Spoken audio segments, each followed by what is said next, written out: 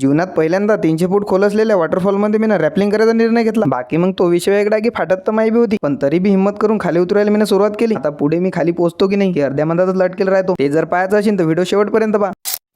सकाळी 3:30 वाजत नाही तर मी उठलो आणि सोबतच आपल्या कौस्तुभ भाईची झोप खराब करून टाकली. आता तुम्हाला प्रश्न पडला असेल की तू कौस्तुभच्या घरी कसं काय? अरे ते झालं असं की मला जायचं होतं अमरावती, म्हणून मी काल रात्रीच अकोल्याला आलो. अकोल्यात आलो म्हटल्यावर कौस्तुभ राजाने त्याच्या फ्लॅटवरच नेलं मला. त्या गोष्टीचा मला फायदा झाला, चांगली झोप बी झाली आणि टायमिंगवर मी अमरावतीत बी पोहोचलो. लई दिवसापासून भावांनो माझ्या कुठेतरी ट्रॅकिंगला जायचा विचार चालू होता आणि आज शेवटी तो दिवस आलाच की मी ट्रॅकिंगला चाललो. पण आणि हा हे शक्य झालंय आपल्या मुसाफिर ॲडव्हेंचर्समुळे. असंच मी एक दिवस इंस्टाग्राम पाहत होतो, तेवढ्यात मला मुसाफिर ॲडव्हेंचरचे व्हिडिओ दिसले आणि त्यात मला विशेष गोष्ट हे वाटली की ट्रॅकिंग तर आहेच, त्यासोबत रॅपलिंग सुद्धा अवेलेबल आहे. पहिला स्टॉप घेतला आम्ही परतवाड्यात. तिथं आम्ही दवाके नाश्ता वगैरे केला आणि वापस आपल्या ट्रॅव्हल्स मध्ये बसून आम्ही भोंड्या गावात आलो. आज आपल्याला जो वॉटरफॉल पाहायचा आहे तो इथून 3 ते 4 किलोमीटर दूर आणि तिथपर्यंत काही गाडी जात नाही, म्हणून पैदलच जा लागणार आहे. हा यालाच तर म्हणतात ट्रेकिंग. हे जंगलात ट्रेकिंग वॅकिंग आपल्या खेडेगावातल्यासाठी काही कठीण नव्हतं, पण या शहरातल्या पोऱ्यासाठी कठीण जाणार होतं. लईच नाटकं करतात राव हे, साध्या रस्त्यात जिरून गेली यायची. मला तर वाटलं होतं की वॉटरफॉल पर्यंत येतात की नाही, पण शेवटी मी हे सगळेच भेड बकरे कसे तरी हाणत वॉटरफॉल पर्यंत नेले. आता इथून 300 फूट आम्हाला खाली उतरणं होतं. बाकी सगळे जे फिरायला आणतात ना ते तर आपल्याला डोंगरानच खाली उतरतात, पण झरण्यात रॅपलिंग करून खाली उतरायचं म्हटलं तर मला जोपर्यंत माहित आहे तोपर्यंत एकमेव विदर्भामधले सुशील सरच हे करू शकतात, कारण की या गोष्टीसाठी त्याने प्रॉपर ट्रेनिंग घेतलं आणि त्याच्याजवळ हे करायचं परमिशन बी. पहिले तर सरांना सगळी माहिती वगैरे दिली, नंतर सगळ्यात पहिले त्याचाच कार्यकर्ता त्याने खाली उतरवलं. आता करते काय ते जमत नसतं. या गाड्याला उतरताना पण आपले बाकीचे कार्यकर्ते फूर झाले, पण याच जागी तुमच्या भावाचं उलटच झालं. त्याला उतरताना पण तो मला मजा आली. आता सरले म्हटलं मी बी उतरतो. सगळे दोरगिरं बांधले, जय भवानी म्हणत नाही तर सगळे अंगातला भेवच निघून गेला. जरा पहिले भेव वाटते, पण एकदा खाली उतरलं ना मग मजा बी तेवढीच येते. बाकी मग सगळा हिम्मतचा खेळ आहे बरं. ज्याच्या अंगात आहे दम तोच बाजीराव सिंगम. आता करते काय ते जमत नसतं, त्यासाठी असं दाखवावं लागतं. आणि वरतून खाली उतरायचं जर म्हटलं तर जास्त वेळ बी नाही लागत, 10 ते 15 मिनिटात तो उतरून जातो आपण. जीवनात पहिल्यांदा मी ना असं काहीतरी ॲडव्हेंचर केलं, पण खरंच लय भारी मजा आली. खाली उतरून या मोठ्या झरण्याला पाहून तर डायरेक्ट बाहुबली पिक्चरची आठवण आली. जात नसते का झरणा उतरून त्याच्या प्रेमिकाला पाहण्यासाठी? तसंच काही, पण विषय वेगळा आहे की आपल्याजवळ काही प्रेमिका नाही. भावांनो इथे येणं म्हटलं, ट्रॅकिंग करणं म्हटलं, रॅपलिंग करणं म्हटलं की पैसा वसूल आहे. तुम्हाला बी जर काही असं तुफानी करायचं असलं तर मी तुम्हाला सांगतो एकदा तरी मुसाफिर ॲडव्हेंचर सोबत जाऊन पहा. बिलकुल पैसा वसूल कार्यक्रम आहे.